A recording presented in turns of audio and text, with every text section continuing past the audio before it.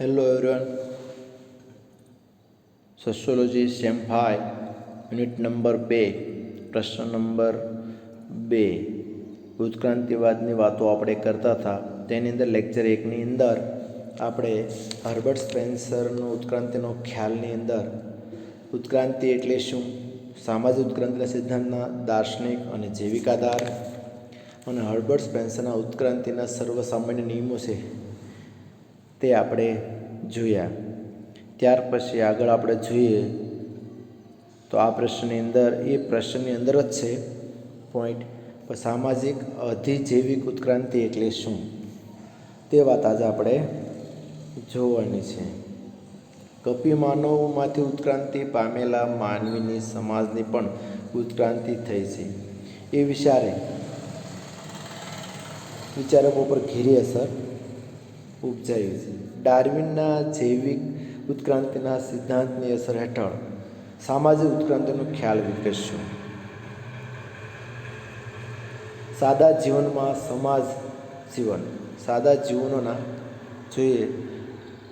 સમાજ જીવનો પર જોઈએ કીડી, ઉધઈ અને મધમાખી અને જટિલ જીવો ગોરીલા, ઉટાંગ, ચિમ્પાન્જી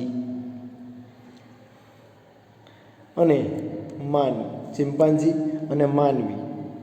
આ સમાજ જીવન અંગેના તુલનાત્મક અભ્યાસો ઉપરથી સ્પષ્ટ થયું છે કે જૈવિક સાતત્યની સાથે સાથે સામાજિક જીવનનું ઉત્ક્રાંતિ સાતત્ય પણ જળવાય છે.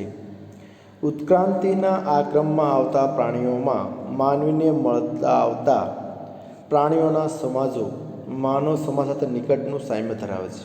જે પ્રાણી સમાજ છે તે માનવી સમાજ સાથે નિકટનો સંબંધ ધરાવે છે, સામ્ય ધરાવે છે, મળતું આવતું છે.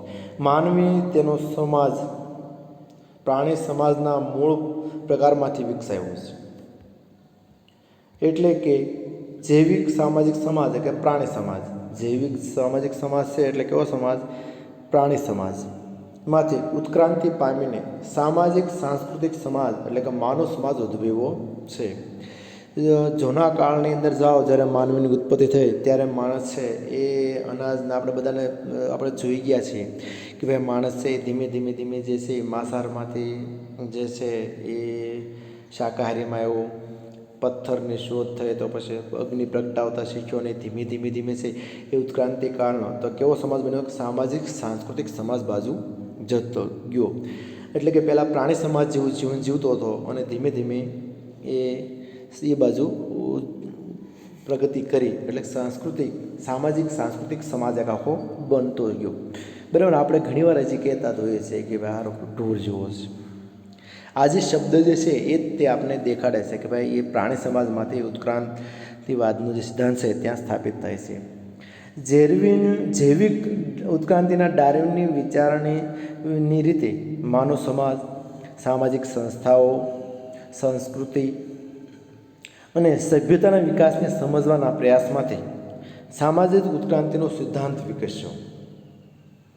સામાજિક ઉત્ક્રાંતિ સિદ્ધાંત અનુસાર સમાજ અને સંસ્કૃતિની પ્રારંભિક અને સાદા સ્વરૂપમાંથી જટિલ સ્વરૂપમાં ઉત્ક્રાંતિ થઈ છે. જે માનવ સમાજ છે, સામાજિક ઉત્ક્રાંતિ સિદ્ધાંત અનુસાર સમાજ અને સંસ્કૃતિ જે છે એનો પ્રારંભિક અને સાદા સ્વરૂપમાંથી અને જટિલ સ્વરૂપમાં ઉત્ક્રાંતિ થઈ છે. હર્બર્ટ સ્પેન્સરે કહ્યું કે ઉત્ક્રાંતિનો નિયમ સમાજ અને સંસ્કૃતિના વિકાસ તેમજ પરિવર્તનને પણ લાગુ પડે છે. સમાજ અને સંસ્કૃતિ પણ ઉત્ક્રાંતિની રીતે પરિવર્તન પામે છે. સામાજિક ઉત્ક્રાંતિ સામાજિક વિભેદન અને સુગ્રથનની પ્રક્રિયા છે. વિભેદન સુગ્રથનને સૂચિત કરે છે. સુગ્રથન સમાજનું વધુને વધુ કાર્ય વિભાજન દ્વારા કાર્યાત્મક મંડળો અને સંસ્થાઓની સંખ્યા અને વૈવિધ્યમાં વૃદ્ધિ દ્વારા તેમજ સામાજિક સંચાર વ્યવહારના સાધનોમાં વૈવિધ્ય અને નવીનીકરણ દ્વારા વ્યક્ત થાય છે. આદિમ યુગમાં સમાજનું સ્વરૂપ સાદું હતું અને તેના વિભિન્ન અંગો પરસ્પર સંમિશ્રિત હતા. ધીમે વિભિન્નીકરણ થવા લાગ્યું અને સમાજના અંગો એકબીજાથી અલગ પડ્યા. એટલે કે વિભિન્નીકરણ થયું. સમયના વહેણમાં સમાજના વિભિન્ન અંગો વચ્ચે કાર્ય વિભાજન અને નિષ્ણાંતિકરણ થયું અને તેમને વચ્ચેના આંતરસંબંધ અને પરસ્પરાવલંબનને લીધે સુગ્રથન એક્ય સધાયું. આ પ્રક્રિયાને સામાજિક ઉત્ક્રાંતિ કહેવાય. સામાજિક ઉત્ક્રાંતિની આ પ્રક્રિયા અમુક ચોક્કસ તબક્કામાંથી પસાર થાય છે. સાદા અને સરળ સ્વરૂપના સમાજમાંથી જટિલ અને વિભિન્નીકરણ પામેલા સમાજની ઉત્ક્રાંતિ ક્રમિક રીતે અને તબક્કાવાર થાય છે. સ્પેન્સરના મતે સામાજિક ઉત્ક્રાંતિ એ સામાજિક વિભેદન અને સામાજિક સુગ્રથનમાં ઉત્તરોત્તર વૃદ્ધિ લાક્ષણિકતા ધરાવે છે. ઉત્ક્રાંતિની પ્રક્રિયા દરમિયાન સમાજ એકરૂપતામાંથી સુસંગત, અનેકરૂપતામાં અને સાદામાંથી જટિલતામાં સંક્રાંતિત પામે છે. સ્પેન્સરે સામાજિક સમાજ સંસ્કૃતિ માટે અધિજૈવિક શબ્દ પ્રયોગ કર્યો છે અને સ્પેન્સરની સામાજિક ઉત્ક્રાંતિ સુપર ઓર્ગેનિક ઇવોલ્યુશન તરીકે ઓળખાય છે.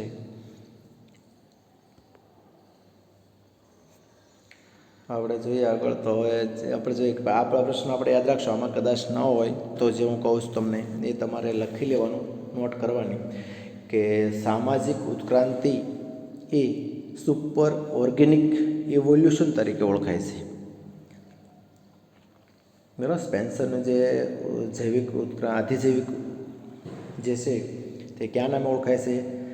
સામાજિક ઉત્ક્રાંતિ તો કે સુપર ઓર્ગેનિક ઇવોલ્યુશન તરીકે ઓળખાય છે. હવે આવે છે સામાજિક ઉત્ક્રાંતિના પાસાઓ. સ્પેન્સર સામાજિક ઉત્ક્રાંતિને અધિજૈવિક ઉત્ક્રાંતિ કહે છે. સ્પેન્સર સામાજિક, સમાજ અને સંસ્કૃતિને અધિજૈવિક વાસ્તવિકતા તરીકે ઓળખાવી છે. માનવી સમગ્ર પર્યાવરણમાં એક બાજુ ભૌતિક પર્યાવરણ છે જેમાં સૂર્ય, ચંદ્ર, જમીન, સમુદ્રો, પર્વતો, નદીઓ બરાબર વગેરેનો સમાવેશ થાય છે. આ ભૌતિક પર્યાવરણ માનવ સર્જિત નથી. જે આ બધું છે તે માનવે સર્જન કરેલું નથી. બીજી બાજુ જૈવિક પર્યાવરણ છે જેમાં વનસ્પતિ સૃષ્ટિ અને પ્રાણી સૃષ્ટિનો સમાવેશ થાય છે. આ જૈવિક પર્યાવરણ માનવ સર્જિત નથી. ભૌતિક અને જૈવિક પર્યાવરણની ભિન્ન એવા માનવ સમાજ અને સંસ્કૃતિને કે સામાજિક પર્યાવરણને સ્પેન્સરે અધિજૈવિક નામ આપ્યું છે. જે જૈવિક પર્યાવરણ માનવ સર્જિત નથી અને ભૌતિક અને જૈવિક પર્યાવરણથી ભિન્ન એવા જે માનવ સર્જિત નથી, જે પર જૈવિક પર્યાવરણ બરાબર છે. એટલે કે જૈવિક પર્યાવરણ કયું છે કે વનસ્પતિ સૃષ્ટિ અને પ્રાણી સૃષ્ટિ. તો આ પ્રાણી સૃષ્ટિની અંદર માનવ સર્જિત નથી, પરંતુ ભૌતિક અને જૈવિક પર્યાવરણને ભિન્ન એવો માનવ સમાજ. ભૌતિક જે છે કે સૂર્ય, ચંદ્ર એની સાથેનો સંબંધ આપણો છે અને જૈવિક માહિતી, આ બંનેનો સંબંધ જે છે બંનેનો ભિન્ન સમાજ, માનવ સમાજ અને સંસ્કૃતિ કે જે સામાજિક પર્યાવરણને સ્પેન્સરે અધિજૈવિક નામ આપ્યું. અધિજૈવિક પર્યાવરણ ભૌતિક અને જૈવિક પર્યાવરણની પર છે. આ જે ભૌતિક જે છે તે ભૌતિક પર્યાવરણ અને જૈવિક પર્યાવરણ આ બંને પર્યાવરણથી પર છે. બરાબર. અધિજૈવિક છે, સ્વતંત્ર છે. સમાજમાં વ્યક્તિગત સભ્યોથી તે શ્રેષ્ઠ અને સ્વતંત્ર છે. આથી સ્પેન્સરે સમાજ અને સંસ્કૃતિ માટે એક સામાજિક પર્યાવરણ માટે અધિજૈવિક શબ્દ પ્રયોગ કર્યો છે. અધિજૈવિક શબ્દનો પ્રયોગ કોણે કર્યો? તો હર્બર્ટ સ્પેન્સરે. સ્પેન્સરના મતે અધિજૈવિક પર્યાવરણ માનવીનું જ વિશિષ્ટ પર્યાવરણ છે, જ્યારે ભૌતિક અને જૈવિક પર્યાવરણમાં તે માનવીથી નિમ્ન કક્ષાના પ્રાણીઓ સાથે ભાગીદારી ધરાવે છે. જે હર્બર્ટ સ્પેન્સરે જણાવ્યું તો કે પહેલું જોયું તો કે ભૌતિક પર્યાવરણ અને જૈવિક પર્યાવરણ આ બેથી વધારે એટલે કે પર એટલે કે ઓછું એટલે કે આધિ જૈવિક કે જે અને જે નીચેના છે એ નિમ્ન કક્ષાના વાતાવરણો છે. હવે જોઈએ તો એની અંદર પહેલું છે કે અધિજૈવિક ઉત્ક્રાંતિનો અર્થ. સ્પેન્સર કહે છે કે અધિજૈવિક ઉત્ક્રાંતિ ઘણી વ્યક્તિઓ સંકલિત ક્રિયાઓ હોય એવી બધી પ્રક્રિયાઓ અને પેદાશોથી શરૂ થાય છે. આ સંકલિત ક્રિયાઓ વ્યક્તિગત ક્રિયાઓ દ્વારા સિદ્ધ થઈ શકે એવી બધી સિદ્ધિઓ પ્રમાણ અને જટિલતાની બાબતમાં પરાકાષ્ઠાએ પહોંચી ગયા હોય એવા પરિણામો પ્રાપ્ત કરે છે. એટલે કે આ સંકલિત ક્રિયાઓ વ્યક્તિગત ક્રિયાઓની વિકાસ ક્ષમતાઓને પ્રગટ કરે છે. જૈવિક અને અધિજૈવિક ઉત્ક્રાંતિ ભિન્ન નથી, કારણ કે અધિજૈવિક એ જૈવિકમાંથી જ ઉત્ક્રાંતિ રીતે વિકાસ પામે છે. સામાજિક જંતુઓ જોઈએ તો કે કીડી, મધમાખીઓ, ઉધઈ આ બધી જે છે તેની પ્રવૃત્તિઓ જૈવિક અને અધિજૈવિક ઉત્ક્રાંતિની વચ્ચે મધ્યસ્થ પ્રકારની છે. કારણ કે સામાજિક જંતુઓના સમાજો વાસ્તવમાં વિશાળ કુટુંબ જેવા છે. આપણે અહીંયા દેખાડે કે કીડીનું એક કુટુંબ હોય, મધમાખીનું આખું પોડું જે સમૂહમાં રહેતું હોય, બરાબર. કારણ કે સામાજિક જંતુઓના સમાજો અંદર દેખાડે કે વાસ્તવમાં વિશાળ કુટુંબ જેવા હોય છે. અધિજૈવિક ઉત્ક્રાંતિ જીવન સ્વરૂપોના વર્ગો વચ્ચેનો સહકાર સૂચવે છે. તેઓ એકબીજાથી ભિન્ન રચનાતંત્રો અને ભિન્ન કાર્યો ધરાવે છે. ટૂંકમાં સ્પેન્સર કહે છે તેમ જીવન અને સજીવ અને નિર્જીવ બધા જ પદાર્થો જેમ સમાજ ઉત્ક્રાંતિના સમાન નિયમને આધીન છે, બધી જ ઘટનાઓમાં ઉત્ક્રાંતિની પ્રક્રિયા એક સમાન છે. ત્યાર પછી બીજું જોઈએ કે અધિજૈવિક ઉત્ક્રાંતિના પરિણામો. આપણે જે છે અધિજૈવિક ઉત્ક્રાંતિના પરિણામની વાતો કરવાના છે. તો સ્પેન્સર કહે છે કે અધિજૈવિક ઉત્ક્રાંતિના પરિણામ તરીકે સમય જતાં અનેક અધિજૈવિક પેદાશો સંચિત થાય છે. આવી અધિજૈવિક પેદાશોમાં ભૌતિક સાધનો, ભાષા, જ્ઞાન, રીત રિવાજો, દંતકથાઓ, ધર્મશાસ્ત્રો, સાહિત્ય, ઇતિહાસો વગેરેનો સમાવેશ થાય છે. આ અધિજૈવિક પદાર્થો સમાજ અને વ્યક્તિઓ પર અત્યંત વિપુલ, અત્યંત જટિલ અને અત્યંત શક્તિશાળી અસરો ઉપજાવે છે. આ અસરો દ્વારા વ્યક્તિઓ અને સમાજોનું રૂપાંતર થવા પામે છે. આમ જૈવિકની જેમ અધિજૈવિક સાદા અને સમરૂપમાંથી જટિલ અને વિભિન્ન યુક્ત વિકાસ ઉત્ક્રાંતિની પ્રક્રિયામાંથી પસાર થાય છે. ઉત્ક્રાંતિની પ્રક્રિયામાં કાર્યનું વિભેદન થાય છે. સ્પેન્સરના મતે આદિમાનવ સાદો માનવ પ્રકાર છે, તેમાંથી સભ્ય માનવ ઉત્ક્રાંત થયો છે. સ્પેન્સરના મતે જે છે તે આદિમાનવમાંથી કેવો માનવ, તે કે સભ્ય માનવ, આદિમાનવ સાદો માનવ પ્રકાર, તેમાંથી સભ્ય માનવ ઉત્ક્રાંતિ થયો છે. પહેલો આદિમાનવ હતો, એમાંથી સભ્ય માનવ અત્યારે થઈ ગયો. આ એનું પરિણામ છે. ત્રીજી વાત કહીએ તો અસ્તિત્વ માટેનો સંઘર્ષ. ત્રીજી વાત આપણે જોવા જઈએ કે અસ્તિત્વ માટેનું સંઘર્ષ. સ્પેન્સરે મતે વ્યક્તિ મૂળભૂત સામાજિક એકમ છે. સામાજિક વ્યક્તિઓ વચ્ચેનો અસ્તિત્વ માટેનો સંઘર્ષ ચાલ્યા કરે છે. સમાજમાં વ્યક્તિનો સંઘર્ષ અન્ય વ્યક્તિઓ કે વ્યક્તિઓના જૂથો સાથે હોય છે. અસ્તિત્વ માટેના આ સંઘર્ષમાં જે વ્યક્તિઓ સંજોગો સાથે સર્વોત્તમ અનુકૂળ સાધવા શક્તિમાન હોય છે તે વ્યક્તિઓ ટકી રહે છે. જે વાતાવરણ હોય, જે અનુકૂળ હોય, સર્વોત્તમ અનુકૂળ સાધવા શક્તિમાન હોય, જેવા સંજોગોની અંદર રહેવા માટે તૈયાર હોય તે વ્યક્તિઓ ટકી રહે છે. માનવ સમાજમાં વ્યક્તિઓ વચ્ચેનો સંઘર્ષ કુદરતમાં નિમ્ન કક્ષાના જીવો વચ્ચેના સંઘર્ષમાં સાતત્યનું જે છે એ વિસ્તરણ છે. અસ્તિત્વ માટેના સંઘર્ષમાં યોગ્યતમનું અસ્તિત્વ ટકે છે. જે વ્યક્તિઓ તેમની પર્યાવરણીય પરિસ્થિતિઓમાં સફળતાપૂર્વક અનુકૂળ સાધવા શક્તિમાન છે તે વ્યક્તિઓ યોગ્યતમ છે. હર્બર્ટ સ્પેન્સર કહે કે અસ્તિત્વ માટે આપણે સંઘર્ષ કરવો પડે છે. કોઈ પણ સમાજમાં ટકવા માટે, સમાજની વ્યવસ્થામાં ચાલવા માટે આપણે સંઘર્ષ કરતા હોય છે, તેમ વાતાવરણ સાથે પણ આપણે અનુકૂળ સાધવું પડે. પર્યાવરણ પરિસ્થિતિ, આપણે ઘણીવાર એવું બોલતા હોય છે કે ભાઈ સુરત જઈએ તો ભાઈ એનું પાણી ન હદ્યું, તો પાણી જે છે એ ન હદ્યું એનું જે કામ છે, કારણ કે અસ્તિત્વ ટકાવવા માટે ત્યાં કામ કરવા માટે તેને એ સફળતા અનુકૂળ સાધવા માટે અસમર્થ છે.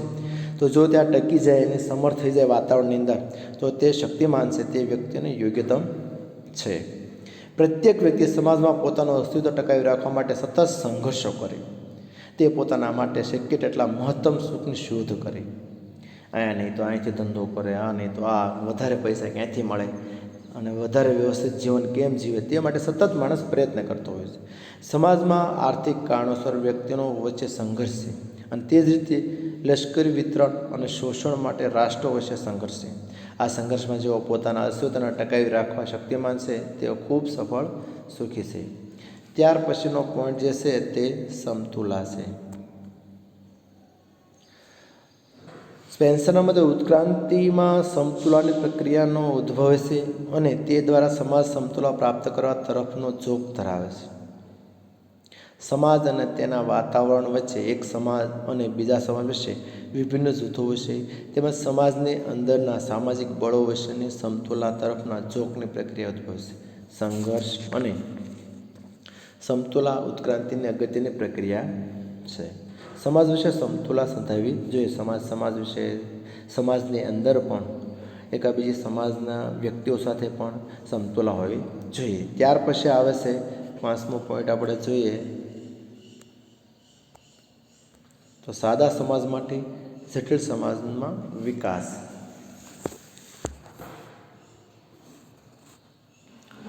તો કે સ્પેન્સર કહે છે કે બીજી ઘટનાઓની જેમ સમાજ સાદા સમાજમાંથી ક્રમે જટિલ તબક્કામાં વિકાસ પામે છે. આદિમ સમયનો સાદો સમાજ, લશ્કરી સમાજ, ઔદ્યોગિક સમાજ કે એ સ્વરૂપે ઉત્ક્રાંતિ થાય છે. આદિમ યુગનો સમાજ સાદો હતો, તેમાં સમાજના વિભિન્ન અંગો સંમિશ્રિત થયેલા હતા. અસ્તિત્વ માટેના સંઘર્ષની પ્રક્રિયામાં આદિમ સમાજ લશ્કરી સમાજમાં રૂપાંતર પામ્યો. જેમ સમાજના અંગો અને કાર્યોનું અમુક અંશે વિભેદીકરણ થયું અને જટિલતામાં વધારો થયો, પરંતુ નહીં સરકાર દ્વારા લશ્કરી સમાજ ધીમે ધીમે ઔદ્યોગિક સમાજમાં રૂપાંતર થવા લાગ્યો. આ પ્રક્રિયામાં સમાજ તેના ભાગોના ઓછા વિભેદન અને ઓછા સુગ્રથમાંથી વધુ વિભેદન અને વધુ સુગ્રથનમાં રૂપાંતર પામ્યો. ઔદ્યોગિક તબક્કામાં સમાજના ભાગો વધુ વિભેદનવાળા હોવા છતાં તેમાં ઉચ્ચ કક્ષાનું સંકલન વિકસ્યું. આ સંકલનથી સુગ્રથનવાળી સમાજ વ્યવસ્થા વિકસી. વિભિન્ન ભાગો વચ્ચેના સંકલનથી સમાજમાં એક પ્રકારની સમતુલા સ્થપાઈ. આ સમતુલાને વિભિન્ન સામાજિક અને આર્થિક અને જાતિ જૂથો વચ્ચે શાંતિપૂર્ણ જીવન શક્ય બન્યું, જેથી વ્યક્તિને મહત્તમ સ્વતંત્ર અને સ્વનિર્ણય ભોગવી શકે. આવું સાદા સમાજમાંથી આજે સમાજ છે જટિલ શરત તરફ જઈ વધારો થયો. ત્યાર પછી આવે છે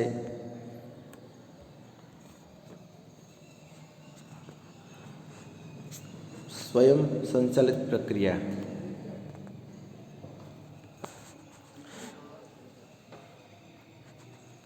સ્પેન્સરના મતે સમાજ અને તેની સંસ્થાઓ ઉત્ક્રાંતિની સ્વયં સંચાલિત પ્રક્રિયા અધીન છે. આથી સામાજિક પરિસ્થિતિઓ પરિવર્તન લાવવામાં પ્રયાસથી ઉપયોગિતા નહીવત છે. આથી વ્યક્તિઓએ પ્રવર્તમાન પરિસ્થિતિઓ સાથે અનુકૂળ સાધવું જોઈએ. જે પરિસ્થિતિ હોય તેની અંદર એને અનુકૂળ સાધવું જોઈએ. સ્પેન્સર બિન હસ્તક્ષેપની નીતિના પ્રખર હિમાયતી હતા. આમ છતાં તેઓ મર્યાદિત સુધારણાની શક્યતા સ્વીકારતા હતા. સ્પેન્સરે કહ્યું કે સામાજિક ઉત્ક્રાંતિની પ્રક્રિયામાં સમાજ સ્વનિયમન ધરાવતી વ્યવસ્થા છે. ત્યાર પછી આવશે ઉત્ક્રાંતિ.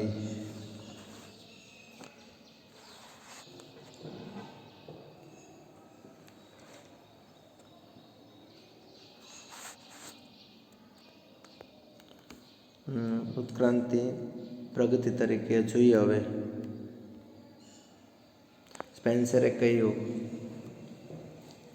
કે માનવ સમાજ જે છે, સ્પેન્સરની દ્રષ્ટિએ જોતા ઉત્ક્રાંતિ એટલે પ્રગતિ. ઉત્ક્રાંતિ એટલે પ્રગતિ. માનવ સમાજ પ્રાથમિક અવસ્થામાંથી વચગાળાના વિભિન્ન તગોમાંથી પસાર થાય, સભ્ય અવસ્થા વિકાસ પામે છે. સ્પેન્સરે ઉત્ક્રાંતિના તબક્કાઓના અર્થમાં સામાજિક પરિવર્તનનો સિદ્ધાંત રજૂ કર્યો. તેમણે સમાજને દેહ સાથે જોડીને એવું તરણ આપ્યું કે સામાજિક વિકાસને જૈવિક ઉત્ક્રાંતિ સાથે સરખાવી શકાય. ઉત્ક્રાંતિને તેમણે સામાન્યતઃ પ્રગતિ સાથે સરખાવી હોવાથી સામાજિક ઉત્ક્રાંતિ પ્રગતિકારક ગણી છે. સ્પેન્સરે કહ્યું કે માનવ સમાજ ધીમે ધીમે વધુ સારી અવસ્થા તરફ પ્રગતિ કરી રહ્યો છે. ત્યાર પછીનો આપણે પોઈન્ટ જોઈએ કે ઉત્ક્રાંતિમાં દ્વારા પરિવર્તન.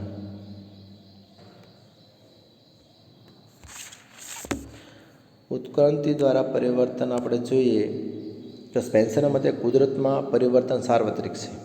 કુદરતની બધી વસ્તુઓ પરિવર્તન પામે છે. પરિવર્તનની પ્રક્રિયા દ્વારા વસ્તુઓ જટિલતા વધે છે. ઉત્ક્રાંતિની પ્રક્રિયા દ્વારા પરિવર્તન આવે છે. પરિવર્તન પામતા સમાજના વિભિન્ન અંગો કાર્યકારણથી સંબંધિત છે. સમાજના એક ભાગમાં આવતું પરિવર્તન તેની સાથે સંબંધિત અન્ય ભાગોમાં પરિવર્તન આવે છે. પરિવર્તનના પરિણામે સમાજમાં રચનાતંત્રીય ફેરફારો થાય છે. સાદો સમાજ પરિવર્તનની પ્રક્રિયામાં સભ્ય સમાજમાં રૂપાંતર પામે છે. સમાજ એકરૂપતામાંથી અનેકરૂપતામાં રૂપાંતર પામે છે. પ્રારંભિક તબક્કે જોઈએ કે સામાજિક રચનાતંત્ર એકવિધતા ધરાવતા હતા. સામાજિક સંગઠનો તેમની કાર્યની દ્રષ્ટિએ અસ્પષ્ટ અને બિનવિશેષીકૃત અર્થાત સંમિશ્રિત હતા. સામાજિક પરિવર્તનની પ્રક્રિયામાં તે વધુ સંગઠિત બન્યા અને તેમના કાર્ય વધુ ચોક્કસ અને વિશેષીકૃત બન્યા. અસ્પષ્ટ રિવાજોનું સ્થાન ચોક્કસ અને સ્પષ્ટ કાનૂનોએ લીધું. પહેલાં અસ્પષ્ટ રિવાજોનું જે સ્થાન હતું એ આજે કોને લઈ લીધું? તો કે કાનૂનોએ લઈ લીધું. જોઈએ તો જૂના કાળની અંદર જે છે તે રિવાજો હતા કે ભાઈ પંચાયત બોલાવવામાં આવે અને પંચાયત નિર્ણય કરે, ગામના નિર્ણયો કરતા હતા. તેનું સ્થાન કોણે લઈ લીધું? તો કે હાઈકોર્ટે, કાનૂને લઈ લીધું, હાથમાં લઈ લીધું. તો આ ફેરફારો એની અંદર જોવા મળે છે. વિકાસના પ્રારંભિક તબક્કામાં સામાજિક સંગઠનો વિવિધ પ્રકારના કાર્યો કરતા હતા, પરંતુ સમાજ જેમ જેમ વિકાસ પામે છે તેમ વિભિન્ન સામાજિક સંગઠનો ચોક્કસ આકાર ધારણ કરે છે. તેમાં અમુક ચોક્કસ કાર્યો કરે છે. સામાજિક પરિવર્તન ઉત્ક્રાંતિના નિયમોને અનુસરે છે. ત્યાર પછી આવશે વિશ્વ સમાજ અને વૈશ્વિક એકતા. એ પોઈન્ટ આપણે હવે જોઈશું. વિશ્વ સમાજ અને વૈશ્વિક એકતા. સ્પેન્સરના મતે ઉત્ક્રાંતિની પ્રક્રિયામાં સમાજ લશ્કરી સંગઠનમાંથી ઔદ્યોગિક સંગઠનમાં રૂપાંતર પામે છે. નવી ઔદ્યોગિક વ્યવસ્થામાં વ્યક્તિઓનું વિભેદન થશે અને વ્યક્તિઓ વિકાસ પામશે. લશ્કરી રાજ્યમાંથી લોકશાહી રાજ્ય વિકાસ પામશે. વ્યક્તિઓ લોકશાહી શાસનમાં મહત્તમ વિકાસ પામશે. સ્પેન્સરના મતે માનવી રાજ્યથી સળિયાતો છે. આગામી ઔદ્યોગિક વ્યવસ્થામાં સમાજનું મુખ્ય કાર્ય વ્યક્તિઓના હિતોનું રક્ષણ કરવાનું છે. તેમાં મતે ક્રાંતિની પ્રક્રિયામાં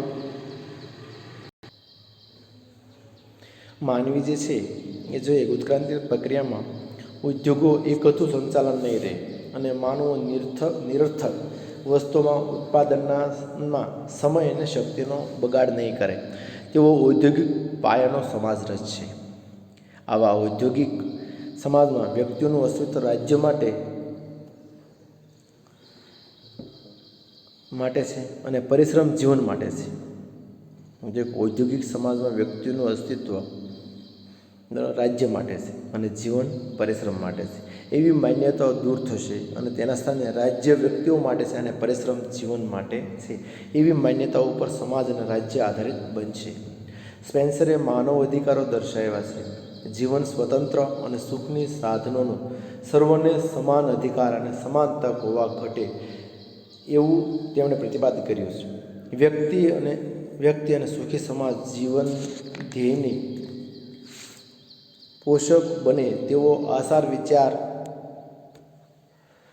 નીતિ અને તેમાં ઘાતક બને તે અનીતિ એમ સ્પેન્સર માનતા હતા. સ્પેન્સરે યુદ્ધોની નાબૂદી અને ઔદ્યોગિક રાજ્યોની યુગની આગાહી કરી છે.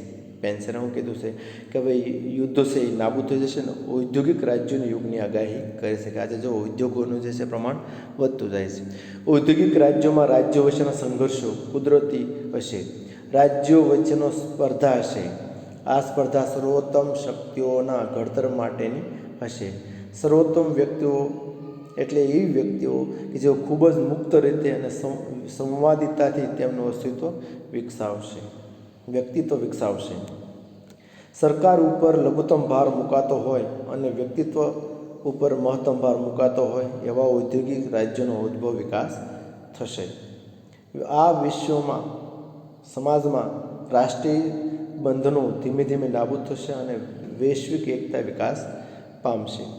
ત્યાર પછીનો આપણે પોઈન્ટ છે કે ઘટના ચક્ર જે છે તે આપણે હવે જોવાનું છે અને એમનો જે આ પ્રશ્નનો લાસ્ટ પોઈન્ટ છે ઘટના ચક્રનું સ્વરૂપ જોઈએ તો જે સ્પેન્સર છે એ ઉત્ક્રાંતિના એક રૈખિક પ્રક્રિયા આલેખી છે. કેવી પ્રક્રિયા આલેખી છે તો કે એક રેખી પ્રક્રિયા.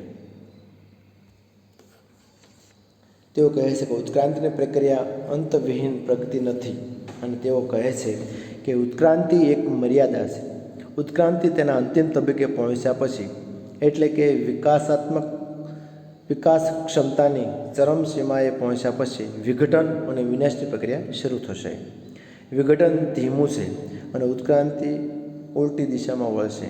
સમાજના ઉદ્ભવ, ચરમસીમાનો વિકાસ, વિનાશ એ રીતે ઉત્ક્રાંતિનું વર્તુળ ઉદ્ધવગામી, નિમ્નગામી હોવાનું સ્પેન્સર માનતા હતા. ઉત્ક્રાંતિ અને વિનાશ, સર્જન અને વિસર્જન એ એક જ અવિભાજ્ય વર્તુળના અંગો છે. એવી તેમની માન્યતા હોવાનું જણાય છે. એટલે કે જે ચક્ર ચાલ્યા કરે છે કે પહેલાં સાદા સમાજ પછી જે છે તે વિકાસ થાય, વિકાસ પછી એનું વિસર્જન થાય. બરાબર, એટલે કે વિસર્જન થાય કે આમ જે છે ચક્ર છે તે ચાલ્યા કરે છે. આપણે અહીંયા યુનિટ નંબર 2નું પ્રશ્ન નંબર 2 છે તે અહીંયા પૂરો કરીએ છીએ.